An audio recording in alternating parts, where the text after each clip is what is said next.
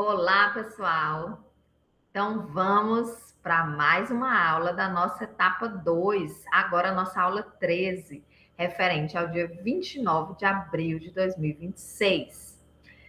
O título, então, dessa nossa aula, né, o tema é a organização do planejamento, parte 1. Lembra que eu disse a vocês que é para termos calma, pensarmos, estudarmos, refletirmos, voltarmos para o que nós produzimos, voltarmos para o texto, a fazer esse movimento. O importante agora é vocês fazerem esse movimento. Nada de pressa nessa etapa 2, porque nós vamos tratar do planejamento de uma aula de contação de histórias ou de uma aula de alfabetização a partir de parlendas que dialoguem com o contexto sociocultural que vocês estão inseridos. E aí, para ajudar nessa reflexão, tá? Essa terceira reflexão, porque nós iniciamos com algumas páginas do Alfa Letrar, né, lá na aula 11 da etapa 1, da etapa 2, perdão. Depois nós fomos para Adélia Lerner, ler e escrever o real, o possível e o necessário, que eu espero que vocês estejam gostando muito do texto. É muito importante essa base para vocês, porque nós vamos trabalhar com leitura. E agora nós vamos conhecer, tá, um texto que eu já comentei para vocês sobre ele, que eu trago, que é um texto meu, com a minha orientadora de mestrado, a professora Isabel Auler. Talvez quem é aqui de Palmas, ou mesmo o pessoal da Redondeza, já tenha ouvido falar nela, tá? Ela já foi reitora da UFT, né? E hoje ela não está mais entre nós, né? Então é in memória. Mas eu tive o privilégio de tê-la como orientadora e ela me ajudou a pensar mais ainda, a refletir mais ainda sobre os projetos de letramento, essas aulas que nós pensamos ser aulas com propósitos de letramento, mas que vão muitas vezes trazer, né, uma concepção ainda pautada no canônico, né, na língua enquanto fixa e não heteróclita, pautado só no que é certo ou errado, sem aceitar a bagagem que os nossos estudantes trazem de casa. Então, o que eu vou apresentar aqui para vocês? Nosso roteiro, né, os nossos objetivos desse roteiro. Analisar critérios para seleção de textos, refletir o papel da contação de histórias, identificar características dos textos que favoreçam a compreensão, interpretação e participação dos estudantes, relacionar a escolha do texto com os objetivos pedagógicos, reconhecer a importância da oralidade na construção da língua escrita. E, a partir dessas reflexões, imagino que vocês já tenham em mente alguns textos, vocês já pensaram em alguns textos que vocês podem trabalhar, mas ainda não elaborem o plano antes de ler esse artigo, antes de fazer o passo a passo, tá? Dessa etapa 2, reler o Alfa Letrar, conhecer a Adélia Lerner e tematizar a prática a partir de uma experiência minha na cidade de Marabá, no Pará, que acredito que vai fortalecer e ajudar ainda mais vocês a pensarem no plano de aula, né, na escolha de vocês, a pensarem na sala de aula, seja ela real ou hipotética, e também a refletirem sobre a importância de sempre tematizarmos a nossa prática. É preciso ter esse movimento que eu chamo a atenção de vocês aqui. Então, na primeira aula da etapa 2, o que eu propus para vocês? Pensarem, refletirem e retomar os estudos do Alfa Letrar. Na segunda etapa, ainda lá na primeira, deixei disponível material fosse para vocês rascunharem, de pensar o que veio assim à cabeça, à mente, a primeira vez. Quais textos eu levaria para a minha sala de aula se eu tivesse uma, de primeiro ou de segundo aninho? Na segunda, na terça, na quarta, na quinta e na sexta-feira. Olha a leitura entrando na sala de aula. E aí é para vocês rascunharem ali individual ou em grupo. Que textos eu levaria? Selecionei e deixei quietinho. Vou ler Adélia Lerner. Vou pegar novamente e aquele material ali, aquela seleção, e ver se eu preciso fazer alguma adequação. Ou não, deixei ele quietinho. Chegamos na aula 13. Lembra aqui, ó o título? Organização do planejamento, parte 1. É a parte 1. Então, nós teremos outras partes.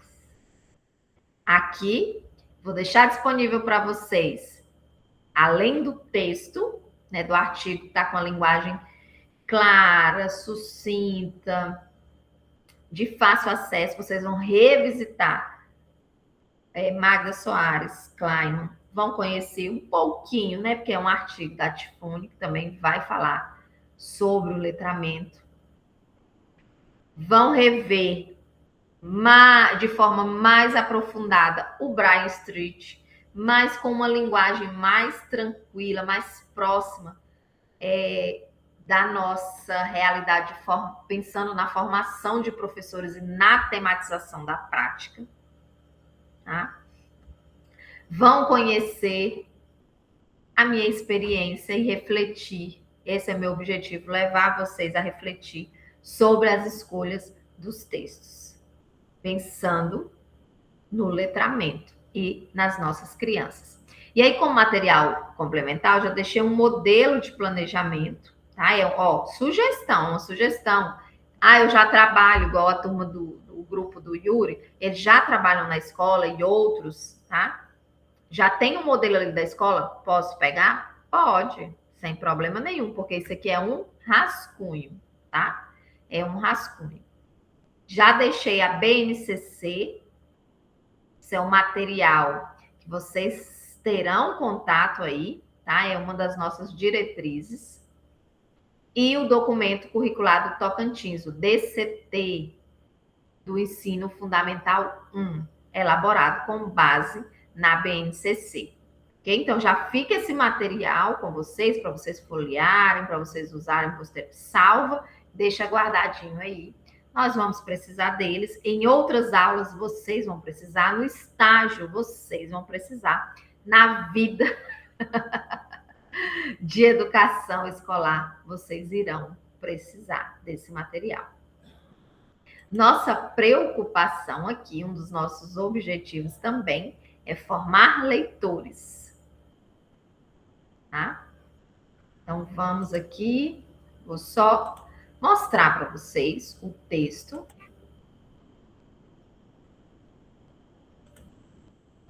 Mostrar aqui para vocês o texto. Só um momento.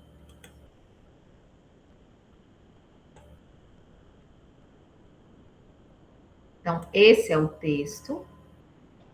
O artigo que vocês lerão antes de rascunharem o planejamento. Eu sei que vocês já têm em mente qual texto vocês vão usar, mas antes de partirem para a elaboração desse planejamento, dessa aula, ou quem escolher uma sequência didática, um projetinho, mas assim, o que eu vou exigir agora é uma aula. Como seria essa aula? De contação de histórias. Como que vocês vão introduzir? E aí eu trago esse texto para ajudar vocês. O título dele, Letramento nos anos iniciais da educação fundamental, um estudo de caso. Não é nada novo, o início, tá? Trago aqui a introdução. Olha, nós temos Soares, apresenta a situação para vocês, né? De como como aconteceu. Kleiman, vocês já conhecem, o Street, já ouviram falar, que nós vamos aprofundar um pouquinho mais. E aqui é o arcabouço teórico, tá? As discussões teóricas. E então, após a fundamentação teórica, que também vocês já podem ter uma noção, quem pensa em ir para congressos, apresentar, também pensa em publicar um texto, né? Já tem aqui um texto bem didático, com a linguagem simples, uma linguagem direta, uma linguagem acessível, mas com um arcabouço teórico potente, tá? Não é porque é meu não, mas quando vocês lerem, vocês vão compreender. E aqui a análise dos dados, né, dessas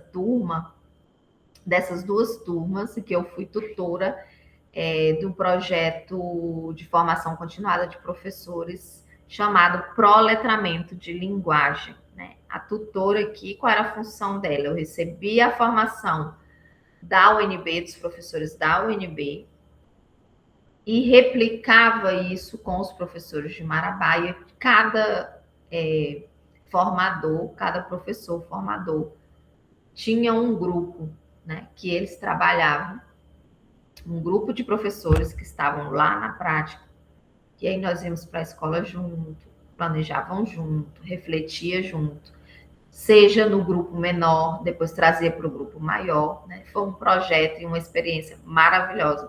Aprendi muito, muito, muito, muito, principalmente com as professoras que já estavam, né, há anos em sala de aula. E aí eu trago, né, no texto, tá? O tempo que foi desenvolvido, que foi em 2 meses, tá? Foi um projeto, né? Ele, na verdade, ele durou 3 meses, né? Mas, assim, os 2 meses foi desenvolvida a atividade de estudo sobre a reescrita. O nosso objetivo era esse. Para crianças, né? Que ainda não estavam alfabetizadas, mas elas poderiam escrever e reescrever. Aí planejamos as aulas, foi maravilhoso, assim, a receptividade das crianças. Ai, que vocês vão acompanhar, não vou dar spoiler, olha só. Nessa etapa, as crianças se apropriaram por meio do oral, com auxílio das professoras, e fizeram o reconto da história. E aí nós percebemos que mesmo aquelas crianças que ainda não estavam alfabetizadas, mas elas conseguiam elaborar oralmente um texto coerente e coeso. Olha só. Muito legal, gente, isso é apaixonante. Tem os vídeos, as gravações, não só dessa minha turma, como de outros colegas, tanto do proletramento de linguagem quanto de matemática, mas eu não tenho mais acesso, senão trazer aqui para vocês.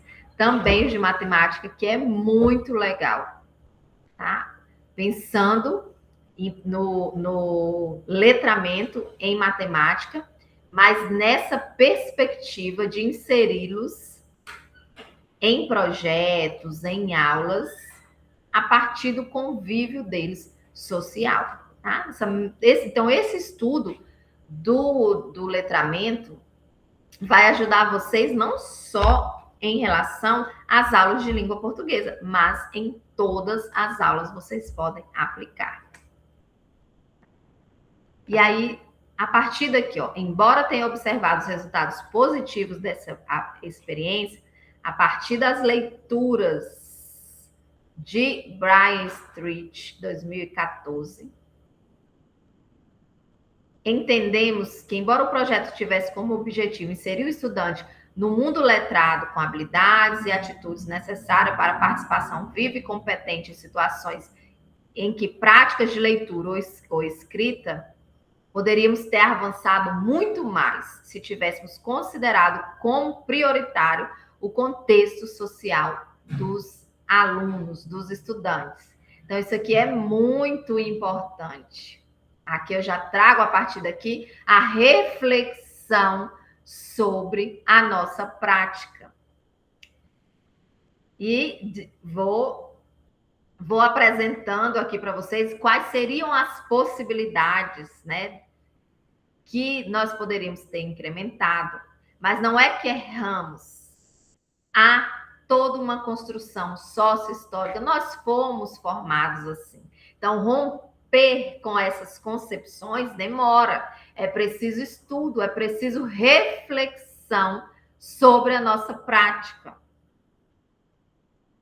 Isso que eu quero chamar a atenção de vocês, o quanto é importante planejar, ler, voltar para esse planejamento.